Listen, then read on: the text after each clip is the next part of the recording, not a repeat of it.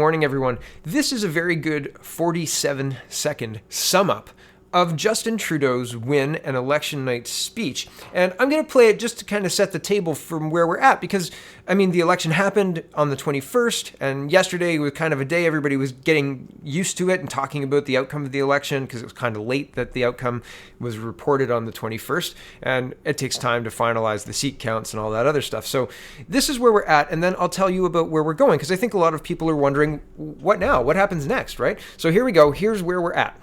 Trudeau won tonight, and congratulations to him, of course, but he's the prime minister. The bar is set higher for the person who is chosen to be prime minister. And except for that one short clip that you showed, his speech tonight was extraordinarily tone deaf and irresponsible, frankly. He lost 1.4 million votes. He lost his majority government. He lost the popular vote. He got swept out of Saskatchewan and Alberta. And he lost cabinet ministers, and he won his government by castigating and wedging Quebec against particularly Alberta and Saskatchewan on the energy issue. And so for him then now to lecture Canadians about the importance of coming together after having gotten elected by wedging Canadians against each other, and then continuing to do it tonight, is extraordinarily irresponsible for the man who was just selected as prime minister of the no sense of humility whatsoever. Justin Trudeau. And well, there you go. That's a lot of people were upset with Justin Trudeau for interrupting Andrew Scheer and kind of being classless in that way. So, there's as much controversy around him in this win as there was going into the election, as there is coming out of the election.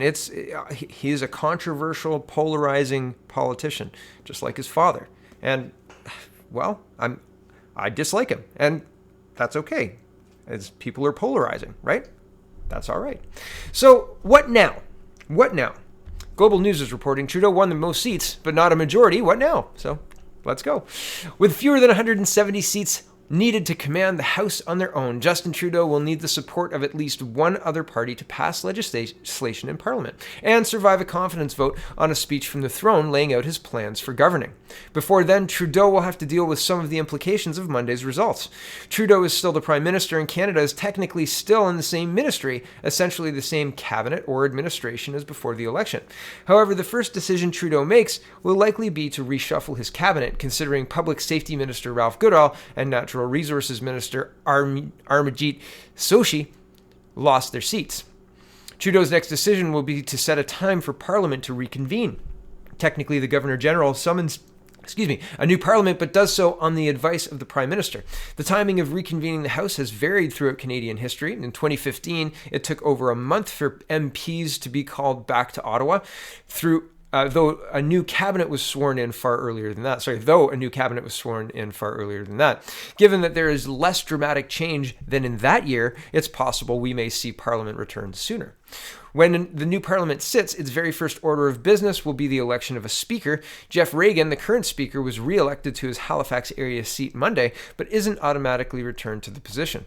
The longest-serving MP in the House will preside over that election. Louis Plamondon, a Bloc MP, will oversee the proceedings for the fourth time. Plamondon has held his Quebec seat since 1984 and was comfortably re-elected. And it's after the election of the Speaker that the main event begins, with a speech from the throne. In the speech, the government will lay out its priorities and hint at what direction it will take the new Parliament.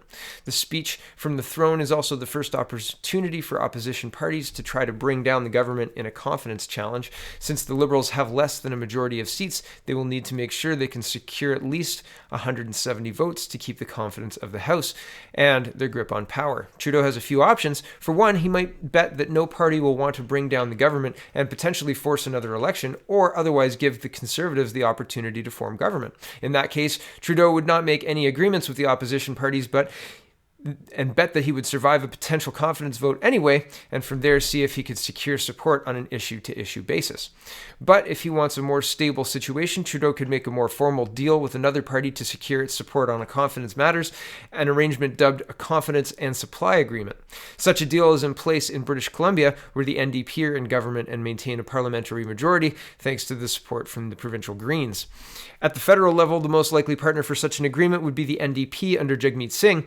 During the campaign, Singh laid out 6 priorities for supporting another party in a minority, including pharmacare, investments in housing, and action on climate change. In exchange for maintaining the minority government, the NDP would expect to influence government policy on these files. It's possible that the Liberals could form a coalition with another party, in which members of the other party serve in cabinet to maintain a majority, though that is unlikely. And there's a little bit more, but link is in the description if you want to read it. So I said that we were going to talk about separatism, and separatism has been in the news as well as all over Twitter as soon as Justin Trudeau was reelected, even with the minority that he has. And if you know the seats are in the 150s for Trudeau. I think it's 157, and Jagmeet Singh has 24. So if you can do some quick back of the napkin math, you can realize that they easily make the 170. And well, provided that Jagmeet Singh doesn't think he can do better in election, he'll probably prop up Trudeau's government. Although I don't want to speak for him, that's up to him. But from my studio chair, that's what it looks like to me. So here's Global News, though, talking about separatism in Alberta and Saskatchewan. And yeah, it's a hot topic. There are a lot of people who are interested in this. And here's Global News, and they say, separatist talk renews in Alberta following Justin Trudeau's Liberal victory. Justin Trudeau's Liberal Party was re-elected Monday night and has some Alberta residents calling for separation. The Liberals were elected as a minority government, but did not win a single seat in Alberta or Saskatchewan and lost the popular vote 34 to 33% to the Conservative Party. Alberta proves once again to be a Conservative stronghold, with all but one of the province's ridings going blue. NDP candidate Heather McPherson won in Edmonton Strathcona, and the party capturing 70% of the vote. The Liberals lost their 3 Alberta seats, with former cabinet minister Amarjeet Sohi being defeated in Edmonton Mill Woods to Conservative Tim Uppal, Kent Scheer losing his seat in Calgary Centre, and Randy Balsanat being ousted in Edmonton Centre by Conservatives James Cumming. It really was Justin Trudeau's policies. People have been hurting because of them, and we have to make sure we push back on Justin Trudeau, so Millwoods needs a strong voice, Uppal said. Now we have a whole suite of opposition in Edmonton, no representatives in the Justin Trudeau government, and I think that's going to be a challenge for not just Edmontonians, but Albertans, Bosnat said. As it became evident on Monday evening the Liberals would be re-elected, Wexit, hashtag Wexit, and separation began trending on Twitter. And I'll just scroll down here. There's one other thing I want to say. On October 20th, the Facebook group votewexit.com had just over 2,000 members. By Tuesday morning, the group's membership had skyrocketed to more than 135,000 members. Wild, right? Here's Jason Kenney, on Wexit, and he says, I just spoke to Justin Trudeau and congratulated him on his party's re-election. I underscored that the deep frustration expressed by Albertans is very real. National unity and economic prosperity require a profound response. We must get pipelines built and get a fair deal in the Federation.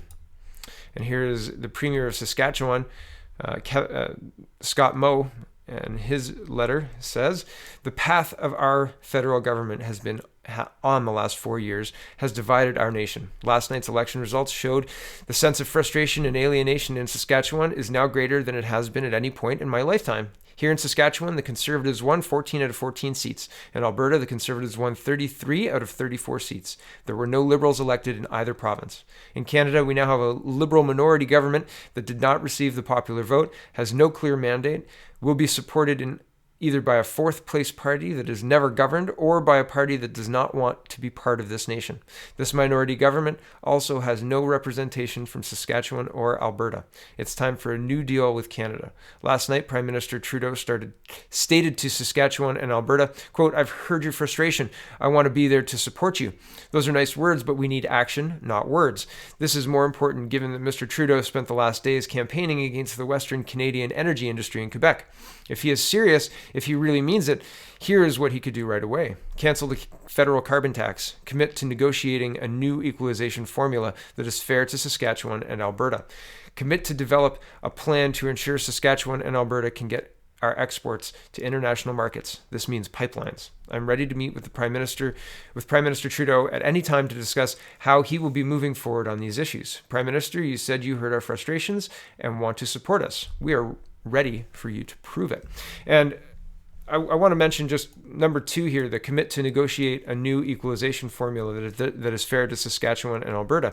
If Quebec's hydro wealth were calculated in the same way, like the hydroelectricity, all of that was calculated in the same way as Alberta's oil fields, and Saskatchewan's oil, then they wouldn't qualify for as much equalization. And I don't have the formula in front of me, but I was reporting on this last year, and I did an in-depth report about talking about how that plays into the equalization formula and the discontent in Alberta, right? And here is Scott Moe talking for a minute on equalization, and then that's the end of the video, I think. Oh no, there's one more. Here we go. Province and in other areas of the nation, the divisions are very real. We saw that manifest itself last night, most notably in Saskatchewan with the 100% conservative electorate going to Ottawa. But what I thought I would come out with today, and I've been thinking about it for a while, is we need to propose an opportunity for this Prime Minister to re-engage with the provinces. There, as I said earlier, there is a prairie fire burning here. And what I have done here today is provide the Prime Minister with a fire extinguisher, and I certainly hope he doesn't show up with a gas can. Ooh. And Mr. Trudeau has been accused before of inflaming relations between the prairies and the western provinces and Ottawa. And, well, the last story for this morning is one that I think it's interesting. Mr. Scheer is not stepping down. He's maintaining leadership of the party. He's building, and this was a step on the path to taking down Justin Trudeau, according to Mr. Scheer. Here's CPAC tweeting this out. He says, and it says, quote, "Yes, I'm staying as leader of the party," Conservative leader Andrew Scheer says while speaking with reporters the day after election. Responding to a question about Western alienation, he says, "When Liberal government falls, Conservatives will be ready to replace it." It sounds like the rhetoric he was using just before the election, which I was dissatisfied with and said was weak and said was ineffective. And, well, we saw the results of the election. He lost. He lost against a divisive prime minister who should have been easy to beat. So, are you happy with the Conservative Party and their choice to continue with Andrew Scheer as the leader, or Scheer's choice to stay on as leader? I'm not sure. I guess he's speaking for the Conservative Party. The Lisa Raitt, the former deputy leader, didn't win her seat. And so there's adjustments to be made in the Conservative Party as well. But is this the right move? I don't know. We'll see. He couldn't beat Justin Trudeau last time. And, well, we're on path for maybe an election before the next scheduled election, because most minority governments in Canada don't last 4 years. Now, an example for a long-standing minority was Mr. Stephen Harper's minority. They were back-to-back minorities before he won a majority, and the majority did him in because people were sick of him. So it's not a dead cert that in a shortened election, Justin Trudeau will lose.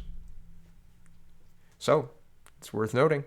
Although, usually a first-term prime minister doesn't get reduced to a minority by the electorate after their first term. Usually they would get a slimmer majority, right? So, and Justin Trudeau, I mean, he lost. He had a very fat majority, and I think it was 179 or maybe 181 seats in 2015. And then through the year, he expelled cabinet ministers, Jody Wilson-Raybould, Philpott, Selena.